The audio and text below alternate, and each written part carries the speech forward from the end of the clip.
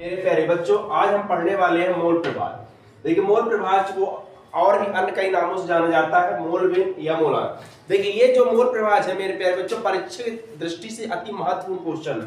तो देखिए, मोल प्रभाज का प्रयोग कब किया जाता है?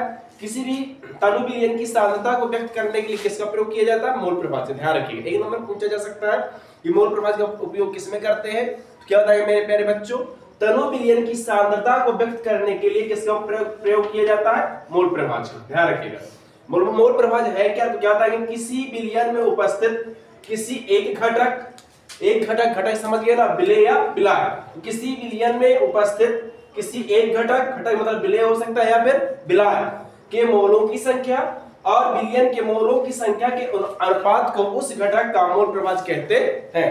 आ रही बात समझ में?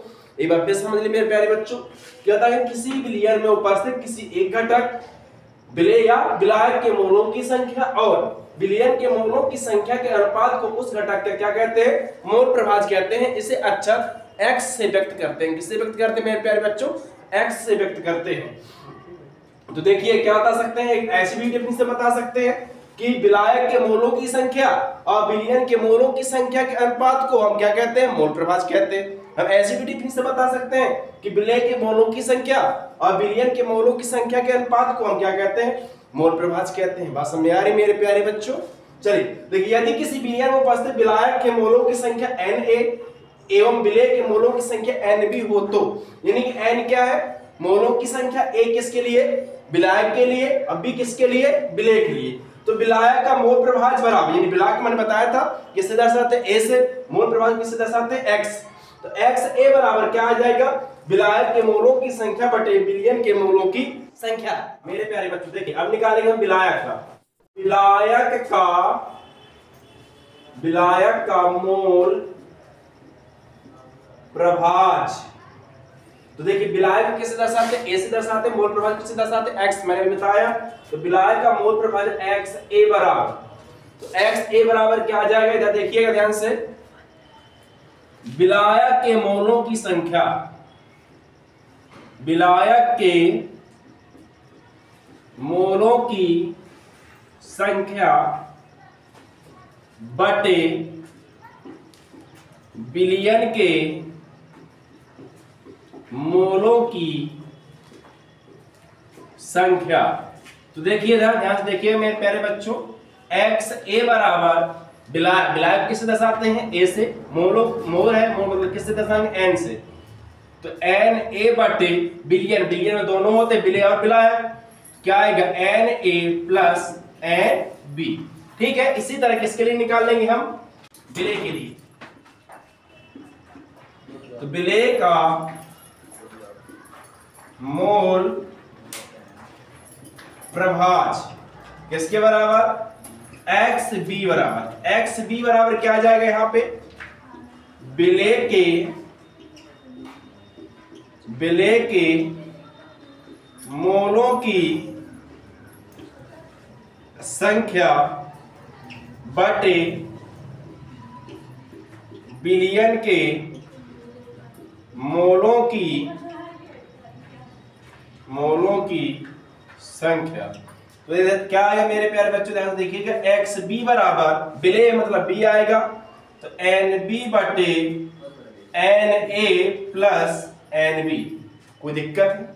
बन जाएगा। चलिए प्यारे बच्चों, अभी आपने पढ़ा मोल प्रभाज। तो देखिए, मोल प्रभाज से संबंधित एक क्वेश्चन है, ये भी वेरी इंपॉर्टेंट क्वेश्चन, हर बार पूछा जाता है।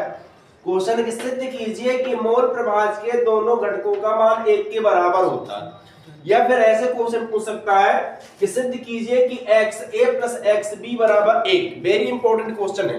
तो मेरे प्यारे बच्चों ध्यान से सुनिएगा। देखिए इधर तो क्या होता है, आपने अभी पढ़ा था, हम जानते हैं कि विलायक का मोल प्रभाज, तो विलायक का मोल प्रभाज किससे दर्शाते हैं? X से। तो XA बराबर, अभी आपने फार्मूला पढ़ा था, जस्ट निकल के आया, हम डायरेक्ट लिख दे रहे हैं। क्या होता है? विलायक का मोल प्रभाज बराबर विलायक के मोलों की संख्या बटे विलयन के मोलों की संख्या तो हम डायरेक्ट लिखे जा रहे हैं XA बराबर Na बटे Na प्लस Nb। समीकरण क्या मान लेंगे मेरे प्यारे बच्चों? 1। अब इसी तरह किसके लिए? विलेय के लिए। विलेय का मोल प्रभाज XB बराबर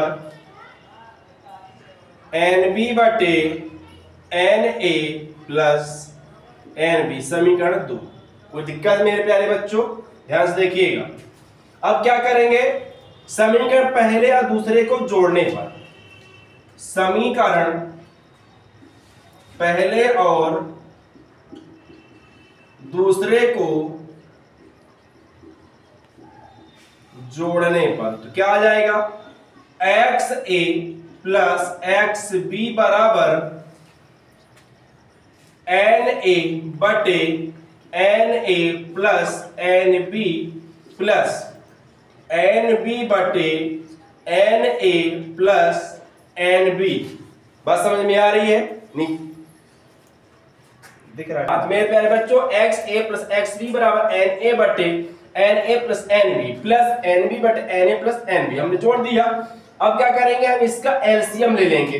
तो एलसीएम इसका क्या आएगा? Na plus Nb। अब इससे ये कट जाएगा तो क्या आएगा? Na प्लस इधर ये से ये कट जाएगा तो क्या आ जाएगा? Nb। किसके बराबर? XA plus XB। दे दोनों सेम है, ये भी कट जाएंगे तो क्या आ जाएगा यहाँ पे मेरे प्यारे बच्चों? XA प्लस XB बराबर 1। यही सिद्ध करना था, सिद्ध हो गया। यही कह रहा था क्वेश्चन, सिद्ध कीजिए कि मोल प्रभाज की दोनों घटकों का मान 1 के बराबर। तो पहला घटक होगा XA, दूसरा होगा XB। तो XA प्लस XB बराबर क्या आएगा? 1। कोई दिक्कत मेरे प्यारे बच्चों? बन जाएगा।